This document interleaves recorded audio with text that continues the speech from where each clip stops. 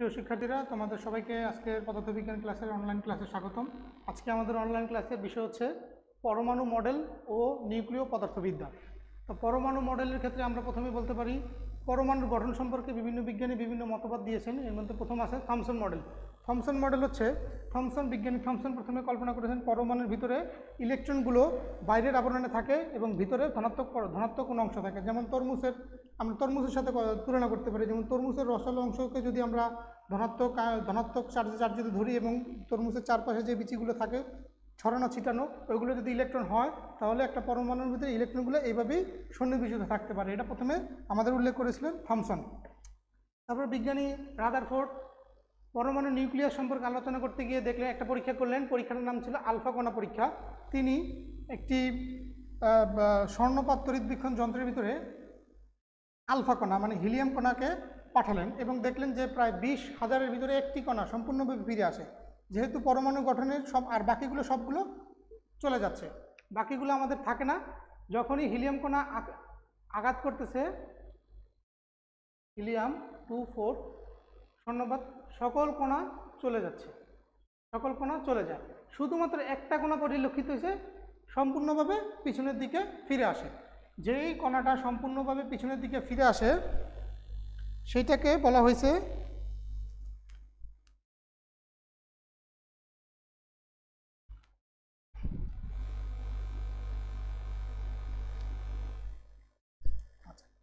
যেই কণাটি সম্পূর্ণভাবে পিছনের দিকে ফিরে আসে সেইখানে তিনি লক্ষ্য করলেন যেহেতু হিলিয়াম কণা পজিটিভ চার্জযুক্ত আর সম্পূর্ণভাবে যেহেতু ফিরে আসছে, তাহলে এইখানে পজিটিভ কোনো কিছু আছে এবং সেটা হচ্ছে নিউক্লিয়াস। এবং সেই থেকে উপনীত হন যে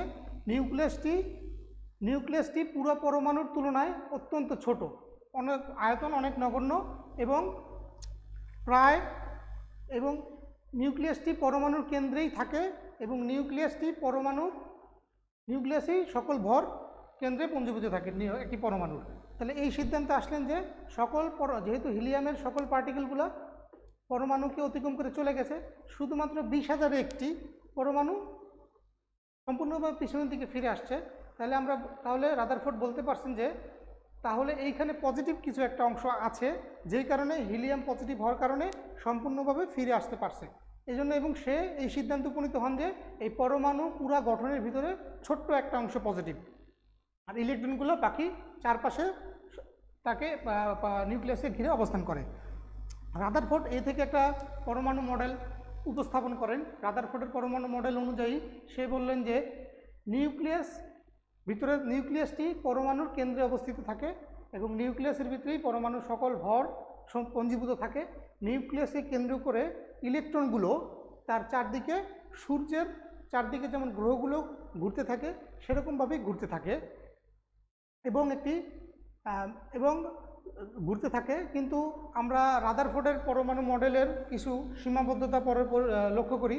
যেমন রাদারফোর্ড বলেছেন যে পরমাণুগুলো সূর্যের চারদিকে, গ্রহগুলো সূর্যের চারদিকে যেরকমভাবে ঘুরতে থাকে, ঠিক নিউক্লিয়াসকে কেন্দ্র করে ইলেকট্রনগুলো তার চারপাশে ঘুরতে থাকে। কিন্তু গ্রহগুলো তো চার্জ নিরপেক্ষ আর ইলেকট্রন কিন্তু চার্জযুক্ত, তাই আমরা বলতে পারি এটার সাথে ওই মডেলের কোনো তুলনা হয় না। মডেলের সাথে একটা সীমাবদ্ধতা রাদারফোর্ডের। আবার ম্যাক্সওয়েলের তত্ত্ব অনুযায়ী কোনো বৃত্তাকার কক্ষপথে যদি ইলেকট্রন ঘুরতে থাকে, তাহলে ঘুরতে ঘুরতে ঘুরতে ঘুরতে সে একসময় নিউক্লিয়াসে পতিত হবে, কারণ শক্তি বিকিরণ করবে, শক্তি ছেড়ে দিবে, শক্তি ছাড়তে ছাড়তে একসময় নিউক্লিয়াসে পতিত হবে। আর ইলেকট্রন যদি নিউক্লিয়াসে পতিত হয় তাহলে এই পরমাণুর কোনো অস্তিত্ব থাকে না।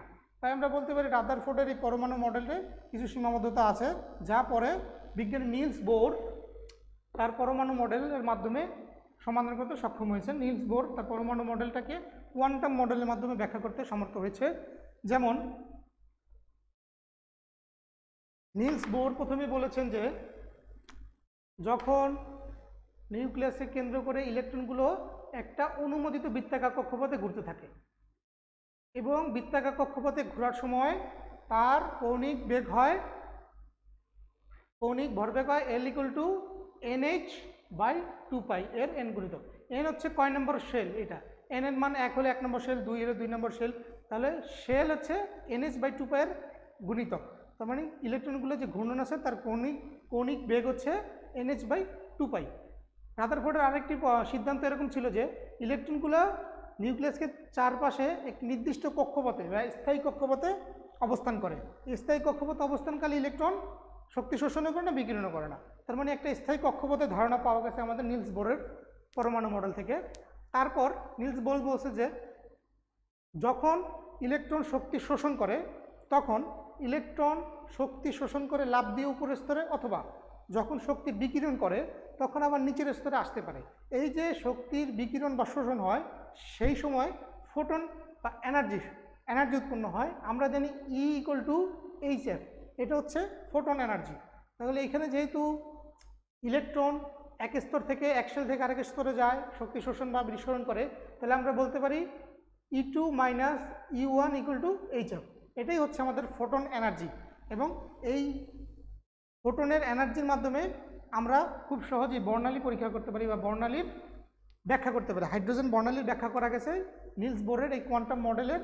এই ফোটন এনার্জি যেহেতু শক্তি শোষণ এবং নিঃসরণের ব্যাপার, এই কারণে নিলস বোরের কোয়ান্টাম মডেল দ্বারা খুব সহজে হাইড্রোজেন পরমাণুর বর্ণালী ব্যাখ্যা করা গেছে। আবার নিউক্লিয়াসের একটা স্থায়ী কাঠামো দাঁড় করানো গেছে, এই জন্য নিলস বোরের পরমাণু মডেলটা অনেকাংশেই সফল। তারপর আমরা জানি যে নিউক্লিয়াসের গঠন, নিউক্লিয়াস কীভাবে গঠিত হয়। নিউক্লিয়াস যেমন আমরা জানি যে এটা একটা পরমাণু হলে এর নিচে যে অংশটুকু থাকে বাম পাশে, এটা হচ্ছে প্রোটন সংখ্যা, আর এ হচ্ছে আমাদের অ্যাটমিক ম্যাস বা পারমাণবিক সংখ্যা। তাহলে আমরা এখান থেকে নিউট্রন কীভাবে বের করতে পারবো? নিউট্রন বের করার উপায় হচ্ছে A - Z। যেহেতু প্রোটন পারমাণবিক সংখ্যা থেকে প্রোটন বিয়োগ করলে যা থাকে সেটা হচ্ছে আমাদের নিউটন সংখ্যা। এটা আমরা জানি, তোমরা জানো, এতদিন পড়া হয়ে গেছে। তারপরে আমরা জানি যে আইসোটোপ হচ্ছে একই মৌলের বিভিন্ন পরমাণু যাদের পারমাণবিক সংখ্যা বা প্রোটন সংখ্যা সমান, কিন্তু নিউক্লিয়াসে বিভিন্ন সংখ্যক নিউট্রন থাকার জন্য যাদের ভর সংখ্যা ভিন্ন হয়। যেহেতু নিউট্রন সংখ্যা যদি ভিন্ন হয় তাহলে অবশ্যই তার ভর সংখ্যা ভিন্ন হবে। তাহলে যে সকল পরমাণুর প্রোটন সংখ্যা সমান কিন্তু নিউক্লিয়াসে বিভিন্ন সংখ্যক নিউট্রন থাকার জন্য যাদের ভর সংখ্যা বিভিন্ন হয় তাদেরকে বলা হয় আইসোটোপ। যেমন এইখানে দেখি আমরা, এখানে প্রোটন সংখ্যা সমান কার্বনের, কিন্তু নিউট্রন কিন্তু ভিন্ন আছে। নিউট্রন কত? এখানে প্রথমটার ক্ষেত্রে নিউট্রন হচ্ছে 13 - 6, আর দ্বিতীয় ক্ষেত্রে নিউট্রন হচ্ছে 12 - 6। তাহলে আমরা বলতে পারি নিউট্রন সংখ্যা ভিন্ন হওয়ার কারণে এই কার্বন পরস্পর আইসোটোপ। আরেকটা জিনিস আছে আমাদের আইসোটোন হচ্ছে যে সকল পরমাণুর নিউট্রন সংখ্যা সমান তাদেরকে বলা হয় পরস্পরের আইসোটোন। আইসোটোনকে আমরা কীভাবে দেখাতে পারি? যেমন ক্যালসিয়াম, এখানে নিউট্রন কয়টা? 40 - 20টা। এখানে নিউট্রন কয়টা? 39 - 19 20টা। তার মানে কি ক্যালসিয়াম আর পটাশিয়ামের এই ক্ষেত্রে নিউট্রন সংখ্যা দুটি সমান, এই ক্ষেত্রে এই দুইজন হচ্ছে পরস্পরের আইসোটোন। আচ্ছা, তারপরে আমরা দেখতে পারি যে আমরা জানি আইনস্টাইনের সমীকরণ হচ্ছে E = mc²। এক্ষেত্রে m এর মান হচ্ছে 1 কেজি, 2 কেজি, 5 কেজি, জুল এককে আমরা ব্যবহার করি। কিন্তু যদি পারমাণবিক অ্যাটমিক মাস ইউনিট এইটা ব্যবহার করতে হয় তাহলে সেক্ষেত্রে সমতুল্য শক্তি কি হবে? সমতুল্য শক্তি হবে E = mc²। m এর জায়গায় আমরা কত বসাবো? 1u, কারণ আমরা 1 কেজি, 2 কেজি, 3 কেজি এই সংখ্যার জায়গায় কত বসাবো? 1u × c²। 1u মানে অ্যাটমিক মাস ইউনিট। তাহলে 1u হচ্ছে 1.66 × 10⁻⁻27 কেজি। 1 AMU মানে হচ্ছে 1.66 × 10⁻⁻27 কেজি। আর লাইটের বেগ হচ্ছে 3 × 10⁻⁸²। তাহলে এই দুটো গুণ করলে আমাদের আসে কত? E = এত জুল। তার মানে 1 AMU শক্তি হচ্ছে E = এত জুল। আমরা যদি বলতাম 1 কেজি ভরের সমতুল্য শক্তি কত, তাহলে আমরা লিখতে পারতাম E = 1 কেজি × 3 × 10⁸ এটা লিখতাম 1 কেজি ভরের সমতুল্য শক্তি। যেহেতু আমাদের 1 AMU বা 1 EU এর সমতুল্য শক্তি, সেক্ষেত্রে আমরা এটাকে প্রথমে কেজিতে কনভার্ট করব, তারপরে এনার্জি তৈরি করব জুলে। এই জুল থেকে আমরা ইলেকট্রন ভোল্টে নিছি। ইলেকট্রন ভোল্টে নেওয়ার জন্য কি করতে হবে? ভাগ করতে হবে। ইলেকট্রনের 4 সংখ্যা দিয়ে ভাগ করব, তাহলে হয়ে যাবে ইলেকট্রন ভোল্ট। এখন এই ইলেকট্রন ভোল্ট 10⁶ ইলেকট্রন ভোল্টে 1 মেগা ইলেকট্রন ভোল্ট। তাহলে আমরা এটাকে লিখতে পারি এত মেগা ইলেকট্রন ভোল্ট। তাহলে আমরা বলতে পারি E = 1u × c²। এখন 1u এই পাশে আনলে E/c², E এর মান হচ্ছে এত মেগা ইলেকট্রন ভোল্ট /c²। তাহলে আমরা বলতে পারি 1u = হচ্ছে 931.5 মেগা ইলেকট্রন ভোল্ট c²। তারপরে আমরা তেজস্ক্রিয়তা নিয়ে আলোচনা করব। তেজস্ক্রিয়তা আগে তেজস্ক্রিয়তার আগে আরেকটা জিনিস একটু দেখিয়ে দিই, সেটা হচ্ছে ভর ত্রুটি। ভর ত্রুটি মানে এটার নাম শুনে আমরা বুঝতে পারতেছি এটা কি, মানে ভরের বেলা যে অসামঞ্জস্যতা, এটাই হচ্ছে ভর ত্রুটি। কীরকমভাবে আমরা যেই নিউট্রন বা প্রোটন দ্বারা যেই পদার্থ নিউক্লিয়াস তৈরি করলাম, এর আলাদা আলাদা ভর, আর নিউক্লিয়াস তৈরি হওয়ার পরে এর ভর দেখা যাবে এর আলাদা আলাদা ভরের থেকে এর ভর একটু কম হয়, এইটাই হচ্ছে ভর ত্রুটি। যেমন আমরা মনে করলাম এটা ছিল 10, মনে করলাম প্রোটন ছিল 10, তাহলে মনে করো 20 হওয়ার কথা, দেখলাম তো নিউক্লিয়াসের ভর হয় 19, একটু কম হয়। তার মানে আলাদা নিউক্লিয়াসের আলাদা আলাদা নিউক্লিয়াইডের ভর, আর একসাথে করার পর সংযুক্ত করার পরে নিউক্লিয়াসের ভর আলাদা আলাদা ভরের আলাদা আলাদা নিউক্লিয়াইডের তুলনায় নিউক্লিয়ার পার্টিকেলের তুলনায় কম হয়। এই কম জিনিসটা হচ্ছে ভর ত্রুটি। ভর ত্রুটিকে আমরা লিখতে পারি ডেল এম, বা বিক্রিয়ার সময় এরকম হতে পারে। বিক্রিয়ার সময় দুইটা পার্টিকেল একসাথে যুক্ত হওয়ার পরে নতুন একটা রাসায়নিক পদার্থ তৈরি হয়। যেই পদার্থটা তৈরি হয়েছে দুইটা আলাদা আলাদা পার্টিকেলের যে ভর একসাথে করার পর যেই পার্টিকেল তৈরি হয়েছে বা রাসায়নিক পদার্থ তৈরি হয়েছে তার ভরের থেকে একটু কম হয়, আলাদা আলাদা ভরের তুলনার থেকে একটু কম হয়। এই কমটাই হচ্ছে ভর ত্রুটি। এই ভর ত্রুটি থেকে আমরা লিখতে পারি del M. Z MP, MP মানে হচ্ছে প্রোটনের ভর, আর জেড হচ্ছে প্রোটন নাম্বার, এম এন হচ্ছে নিউটনের ভর, এন হচ্ছে নিউটন নাম্বার। তাহলে আমরা কি লিখতে পারি, এই দুইটার যোগফল মাইনাস নিউক্লিয়াসের ভর। তার মানে কি, এটা যদি 10 নেই, এটা যদি 10 গ্রাম পাই, এটা যদি 10 পাই, সে ধরলাম 10, এই হচ্ছে 20, নিউক্লিয়াসের ভর একটু কম পাই, পাইলাম 19। তাহলে দেখা গেছে এই দুটার যোগফল মাইনাস নিউক্লিয়াসের ভর। তাহলে আমরা লিখতে পারি নিউক্লিয়াসের ভর মানে কি, নিউক্লিয়াসের ভিতরে কী কী থাকে, নিউক্লিয়াসের ভিতরে অ্যাটমের ভর মাইনাস ইলেকট্রনের ভর, কারণ নিউক্লিয়াসে থাকে কি প্রোটন এবং নিউট্রন, তাহলে ইলেকট্রনের ভর বাদ, তাহলে অ্যাটমের ভর মাইনাস ইলেকট্রনের ভর বাদ দিলে আমরা পেতেছি নিউক্লিয়াসের ভর। তাহলে এখন আমরা ডেল এমকে কী লিখতে পারি, Z MP N M N minus নিউক্লিয়াসের ভরকে লিখতে পারি M atom minus Z M E. এটা কাটা minus minus minus plus solve করলাম, তারপর জেড এমপি আর এই জেড এমই এই দুটোকে একসাথে লিখে দিলাম, তাহলে এন এম মাইনাস অ্যাটম। তাহলে জেড কমন নিলে থাকে কি MP plus AB, N M N minus M atom. এই এমপি আর এম এন, এমপি হচ্ছে প্রোটনের ভর আর এমই হচ্ছে ইলেকট্রনের ভর। তাহলে প্রোটনের ভর আর ইলেকট্রনের ভর একটা প্রোটনের ভর একটা ইলেকট্রনের ভর, এইটাকে বলা যেতে পারে একটা হাইড্রোজেনের ভর, কারণ একটা হাইড্রোজেনে একটা প্রোটন একটা ইলেকট্রন থাকে। তাহলে এইটাকে আমরা বলতে পারি কি হাইড্রোজেনের ভর। তাহলে Z M H plus N M N minus M atom, এটা হচ্ছে বন্ধন শক্তির মূল সূত্র।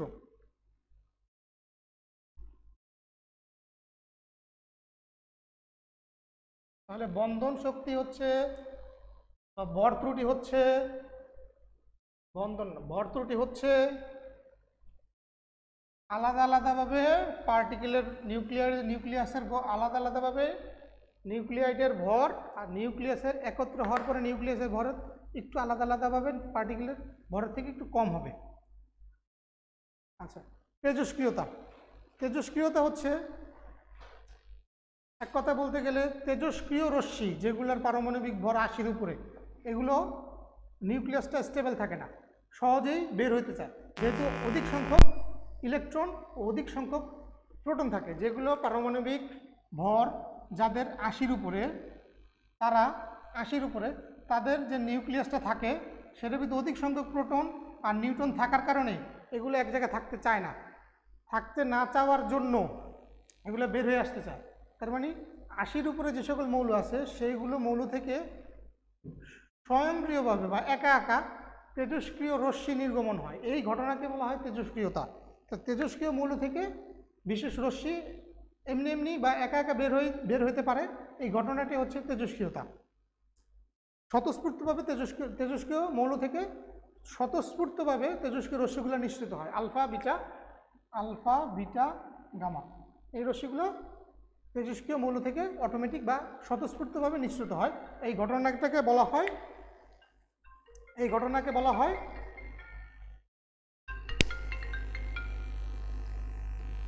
তেজস্ক্রিয়, এই ঘটনাকে বলা হয় তেজস্ক্রিয়তা। আচ্ছা,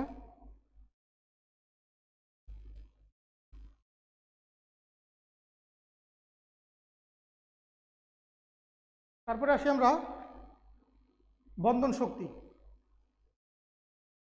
এখন আচ্ছা, তেজস্ক্রিয়তা দুই রকম আছে, একটা হচ্ছে প্রাকৃতিক তেজস্ক্রিয়তা আর হচ্ছে কৃত্রিম তেজস্ক্রিয়তা।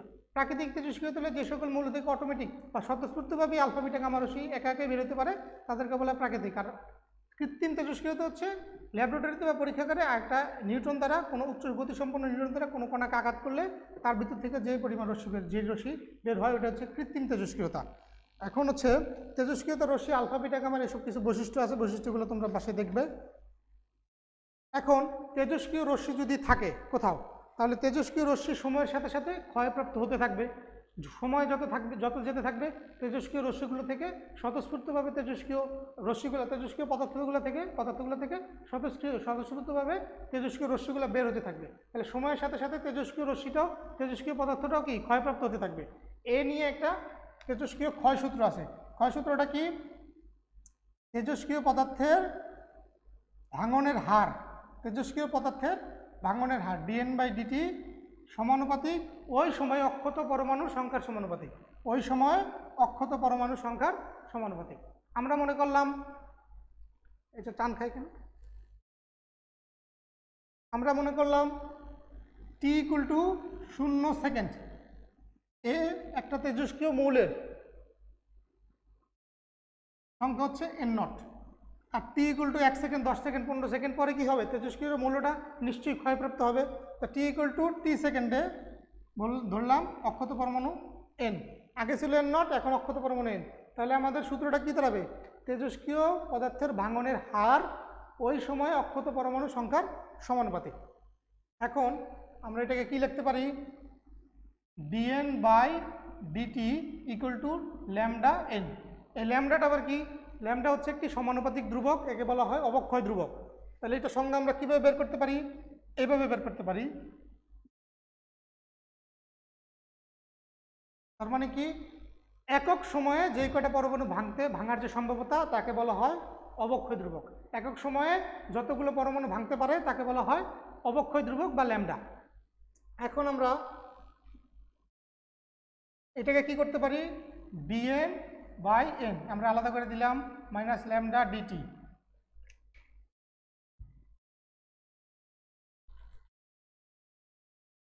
λ/dt। এখন আমরা জানি তো t = যখন 0 সেকেন্ড ছিল তখন আমাদের n কত ছিল? n = ছিল n0, অক্ষত পরমাণু কত ছিল? n0। যখন t একটা সময় হলো 1 second, 5 second, 10 second, t = t, তখন n = কত? n। এই সীমার মধ্যে এই সমীকরণটাকে আমরা সমাকলন করব।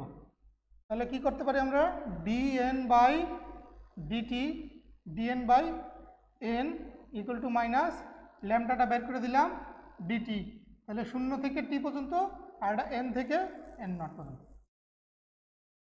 ঠিক আছে? তাহলে আমরা কি লিখতে পারি?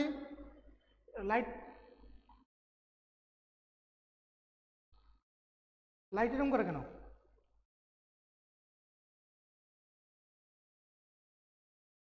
তাহলে আমরা ইয়াগুলো বসাই দিলাম n = n0 থেকে n পর্যন্ত। এখন আমরা কি করব? আমরা জানি কি ইন্টিগ্রেশন/1/n ইন্টিগ্রেশন/1/x = কত? ln x। ইন্টিগ্রেশন/1/x হচ্ছে ln x, আর ইন্টিগ্রেশন/1/n কত? ln n। আপার লিমিট আর লোয়ার লিমিট বসাই দিই, আর মাইনাস ল্যামডা, যেহেতু ইন্টিগ্রেশন আবার dt ইন্টিগ্রেশন কত? t।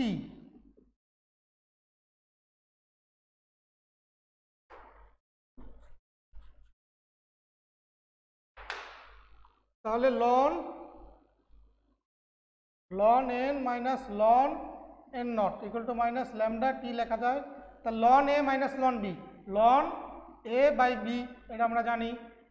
এখন ln কে যদি উঠাতে চাই তাহলে ই ফাংশন বা এক্সপোনেনশিয়াল ফাংশন ব্যবহার করতে হয়। যদি এক্সপোনেনশিয়াল ফাংশন দেই তাহলে ln উঠে যায়, যদি ln দেই এক্সপোনেনশিয়াল ফাংশন উঠে যায়। এটা হচ্ছে নিয়ম। ln আর এক্সপোনেনশিয়াল ফাংশন দুজনের বিপরীত। যেহেতু আমরা ln উঠাই দিব তখন আমরা কি লিখবো? এক্সপোনেনশিয়াল ফাংশন দিলাম। তাহলে n = n0 e⁻ λt, এটাকে আমরা লিখতে পারি। এটাই হচ্ছে তেজস্ক্রিয়তার ক্ষয়সূত্র। এখন এই যে তেজস্ক্রিয়তার ক্ষয় হচ্ছে, সময়ের সাথে সাথেই তো ক্ষয় হচ্ছে। যদি আমরা এরকম করি, এদিকে নিলাম n, এদিকে নিলাম t, যদি এরকম হয় তাহলে এখানে মনে করো আমাদের আদি সংখ্যা ছিল n0, অক্ষত পরমাণু ছিল n0, তাহলে সময়ের সাথে সাথে কি হইতেছে? সময়ের সাথে সাথে আমাদের পরমাণু ক্ষয় হচ্ছে। তাহলে এখানে মনে করলাম অর্ধেকে নেমে আসছে 0.5 n0। তাহলে এইখানে যদি অর্ধেকে নেমে আসে এইখানে কত সময়, বিভিন্ন সময়, তাহলে এইটা যদি অর্ধেকে নেমে আসে ওইটাকে আমরা সময় দিয়ে সময়ের সাথে কীভাবে কানেক্ট করব, জাস্ট গ্রাফটাকে যোগ করে দেব। তাহলে এখানে যে সময়টা পাবো এই সময়টার নাম হবে টি হাফ। তার মানে আমরা সংজ্ঞায় বলতে পারি কি, যে সময়ে কোনো তেজস্ক্রিয় মৌলের ঠিক অর্ধেক পরিমাণ ক্ষয়প্রাপ্ত হয় তাকে বলা হয় অর্ধায়ু বা হাফ লাইফ। যে সময়ে কোনো তেজস্ক্রিয় মৌলের অর্ধেক পরিমাণ ক্ষয়প্রাপ্ত হয় তাকে বলা হয় হাফ লাইফ। তাহলে হাফ লাইফটাকে আমরা কীভাবে বের করতে পারি, হাফ লাইফকে আমরা বের করার জন্য প্রথমে কি লিখব, যখন T equal to T half তখন এন ইকুয়াল টু কত, n0/2। আমাদের হাফ হয়ে গেছে এখানে, মানে n0/2, হাফ n0 মানে n0/2। তাহলে টি ইকুয়াল টু যখন হাফ তখন n ইকুয়াল টু n0/2। তাহলে আমরা ওই সমীকরণে বসাই দিই, এনের জায়গায় দিই, এই সমীকরণে আমরা বসাই n equal to n0/2 equal to n0 e to the power minus lambda T half. তাহলে আমরা n0 কাটলে half equal two e to the power minus lambda T half. তাহলে আমরা বলতে পারি, এখন আমরা আবার ই উঠাবো, এখানে আমরা লন লনের সময় ই দিছি, লন উঠে গেছে, এবার আমরা ই উঠাবো। তাহলে এখানে কি দিব, ln half equal to minus lambda T half. এটার মান হচ্ছে 0.693 মাইনাস ল্যামডা টি হাফ। তাহলে আমরা বলতে পারি টি হাফ ইকুয়াল টু 0.693 ল্যামডা। এটা হচ্ছে আমাদের অর্ধের সমীকরণ। এখন আমরা গড় আয়ুটা কি, সকল পরমাণু তেজস্ক্রিয় মৌলের সকল পরমাণুর আয়ু বা জীবন ডিভাইডেড বাই আদি পরমাণু সংখ্যা, এটা দিয়ে ভাগ করলেই সকল পরমাণুর গড় আয়ু পাওয়া যাবে। তাহলে গড় আয়ুকে আমরা টাউ দ্বারা প্রকাশ করতে পারি, টাউ ইকুয়াল টু 1/λ। তাহলে আমরা তো জানি ল্যামডা ইকুয়াল টু কত, তাহলে আমরা এখানে কি লিখতে পারি, টাউ ইকুয়াল টু ল্যামডার জায়গায় আমরা কি লিখতে পারি, টি হাফ বাই 0.693। তাহলে আমরা লিখতে পারি টি হাফ ইকুয়াল টু 0.693 টাউ। যেহেতু এটা কনস্ট্যান্ট তাহলে আমরা কি বলতে পারি, টি হাফ সমানুপাতিক টাউ। তার মানে কি, অর্ধায়ু গড় আয়ু সমানুপাতিক, অর্ধায়ু গড় আয়ুর সমানুপাতিক।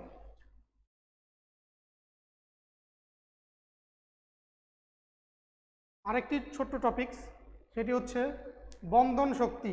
বন্ধন শক্তি কি, বন্ধন শক্তি হচ্ছে কোনো প্রয়োজনীয় সংখ্যক নিউক্লিয়নকে একত্রিত করে, প্রয়োজনীয় সংখ্যক নিউক্লিয়াসের ভিতরে যে সকল পার্টিকেলগুলো থাকে ওগুলো বলা হয় নিউক্লিয়ন, মানে প্রোটন আর নিউট্রন। এই প্রোটন আর নিউট্রন এইগুলোকে একত্রিত করে একটা নিউক্লিয়াস গঠন করলে যে পরিমাণ শক্তি সরবরাহ করতে হয়, অথবা এই নিউক্লিয়াসকে ভেঙে আলাদা আলাদা পার্টিকেল আলাদা নিউক্লিয়াসকে ভেঙে নিউক্লিয়নগুলোকে আলাদা করতে যে শক্তি সরবরাহ করতে হয় তাকে বলা হয় বন্ধন শক্তি, তাকে বলা হয় বন্ধন শক্তি। বন্ধন শক্তির বেলা আমরা কি লিখতে পারি, B equal to del M C square. এখন এই বি মানে কি, বি মানে এখানে এনার্জি, যেহেতু বন্ধন শক্তি আমরা জানি E equal to M C square আইনস্টাইনের সমীকরণ থেকে। তাহলে এখানে আমরা B equal to del M M আর সি স্কোয়ার, তাহলে মানে আমরা এখানে এই দুটোর মধ্যে সংযোগ করতে পারি E equal to M C square সাথে। তাহলে বন্ধন শক্তি আমরা লিখতে পারি B equal to del M C square. আর এই ডেল এম এর মান আমরা ভর ত্রুটি থেকে বের করেছিলাম, ওই ভর ত্রুটির মান এখানে বসে দিলে বন্ধন শক্তির মান পেয়ে যাবা। এখন বন্ধন শক্তির একটা গ্রাফ আছে, যদি আমরা বন্ধন শক্তি পার অ্যাটম নেই B/A, বন্ধন শক্তি পার নিউক্লিয়ন, গ্রাফটা এরকম হয়। যদি আমরা এনে ম্যাচ নেই আর এখানে বন্ধন শক্তি, দেখা যাবে যত অ্যাটমিক সংখ্যা বাড়তেছে, তার মানে দেখা যাবে যত পারমাণবিক ভর বাড়বে তার বন্ধন শক্তি বাড়তে থাকে। এইখানে এসে সর্বোচ্চতে দেখা গেছে 56, তারপর আবার কমতে থাকে। তার মানে এখানে দেখা যায় এখানে বন্ধন শক্তি 56, এখানে 50, এখানে 60, এখানে 70, এখানে 80। তার মানে এখানে 80 করে যে বন্ধন শক্তি কম। তার মানে প্রথমের দিক থেকে কম বাড়তে যত আমাদের অ্যাটমিক ভর বাড়তে থাকে ততই বন্ধন শক্তির পরিমাণ বাড়তে বাড়তে এক সময় এসে আবার নিচে নামে। যে সময় সর্বোচ্চ মান পাওয়া যায় ওটা হচ্ছে 56। আর 56-এ আমরা জানি ফেরাস বা লোহা, তার মানে লোহার বন্ধন শক্তি অনেক। তার মানে লোহাকে আলাদা করতে, লোহার পার্টিকেলগুলো নিউক্লিয়াস থেকে নিউক্লিয়েটগুলোকে আলাদা করতে অনেক শক্তি সরবরাহ করতে হবে। এর জন্য লোহা খুবই শক্ত একটা ম্যাটেরিয়াল। আবার যদি এরকম এখানে আছে হাইড্রোজেন, হিলিয়াম, এগুলার থেকে পার্টিকেলগুলোকে আলাদা করতে যেহেতু বন্ধন শক্তির মান কম, তার মানে কি এগুলোর থেকে পার্টিকেলগুলো নিউক্লিয়েটগুলোকে আলাদা করতে বা নিউক্লিয়েটগুলো একসাথে করতে বেশি শক্তির প্রয়োজন হবে না। বন্ধন শক্তি যার বেশি, সেই ক্ষেত্রে শক্তি সরবরাহ বা শক্তি গ্রহণও করতে হয় বেশি। আচ্ছা, একটা আছে নিউক্লিয় বিক্রিয়া। লাস্ট, নিউক্লিয় বিক্রিয়া কি? নিউক্লিয় বিক্রিয়া হচ্ছে যে বিক্রিয়ার মাধ্যমে নিউক্লিয়াসের পরিবর্তন হয়, এটাকে বলা হয় নিউক্লিয় বিক্রিয়া। যেমন আমরা কি বলতে পারি, অ্যালুমিনিয়াম 1326, এটাকে যদি আমরা এটা নিউট্রন কণাতে আঘাত করি 0.1, তাহলে হয়ে গেল কত? না নিউট্রন কণা দিয়ে আঘাত করবো না হিলিয়াম দিয়ে আঘাত করবো? হিলিয়াম দিয়ে আঘাত করি, হিলিয়াম দিয়ে আঘাত করলাম, তাহলে হয়ে গেল সিলিকন লিখলাম 13 আর 2 15, দিলাম 14 আর 26 আর 4 30,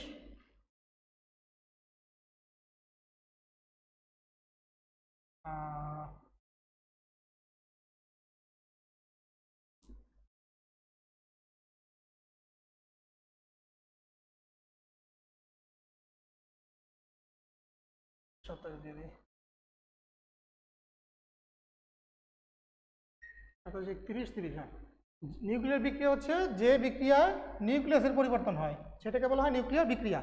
যেমন এখানে ছিল অ্যালুমিনিয়াম, এটা হিলিয়াম মানে আলফা রশ্মি, এইটাকে দিয়ে এটাকে আঘাত করবো, তাহলে এইটা কি? প্রজেক্টাইল নিউক্লিয়াস বা নিক্ষেপণকারী নিউক্লিয়াস মানে বুলেট। এটা কি? এটা হচ্ছে টার্গেট নিউক্লিয়াস, এটাকে আমরা আঘাত করবো এটা দ্বারা। এইটা কি? এটা হচ্ছে নতুন নিউক্লিয়াস, নিউ নিউক্লিয়াস। এটা হচ্ছে অন্য একটা অণু বা অন্য একটা পরমাণু তৈরি হয়েছে, সাব পরমাণু।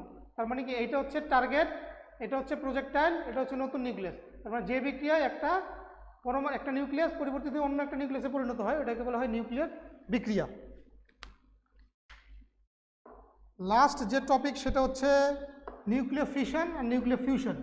নিউক্লিয়ার ফিউশন হচ্ছে সংযোজন, নিউক্লিয়ার ফিউশন মানে সংযোজন। দুইটি ক্ষুদ্র নিউক্লিয়াসকে যে প্রক্রিয়ার মাধ্যমে একটি বৃহৎ নিউক্লিয়াসে পরিণত করা যায় তাকে বলা হয় নিউক্লিয়ার ফিউশন। আর নিউক্লিয়ার ফিশন হচ্ছে বিয়োজন, মানে দুইটা একটি বড় নিউক্লিয়াসকে উচ্চ গতিসম্পন্ন নিউট্রন দ্বারা আঘাত করলে কাছাকাছি ক্ষুদ্র বড় নিউক্লিয়াসে পরিণত হওয়াকে বলা হয় নিউক্লিয় ফিশন বা নিউক্লিয় বিয়োজন বলা হয়। এখন এই নিউক্লিয় ফিশনের প্রতি শক্তির হিসাব আছে, এই শক্তির হিসাব সবসময় 200 মেগা ইলেকট্রন ভোল্ট হয়। তার মানে ফিশন হচ্ছে একটা বৃহদাকার নিউক্লিয়াসকে নিউট্রন কণা দিয়ে আঘাত করার মাধ্যমে ছোট ছোট নিউক্লিয়াসে পরিণত করা, এটা হচ্ছে নিউক্লিয় ফিশন। সেক্ষেত্রে নিউট্রন কণা দিয়ে কিন্তু আমাদের আঘাত করতে হবে ফিশন ঘটানোর জন্য, আর প্রতি ফিশনে 200 মেগা ইলেকট্রন ভোল্ট উৎপন্ন হয়। আশা করি শিক্ষার্থীরা এই চ্যাপ্টারটা তোমরা একটু পড়বে বাসায় পড়লে আরও একটু ক্লিয়ার হবে। যদি কোনো প্রশ্ন থাকে কমেন্টস বক্সে প্রশ্ন করো, উত্তর দেওয়ার চেষ্টা করবে ইনশাল্লাহ। আজকে এই পর্যন্ত থাকুক, সবাইকে ধন্যবাদ।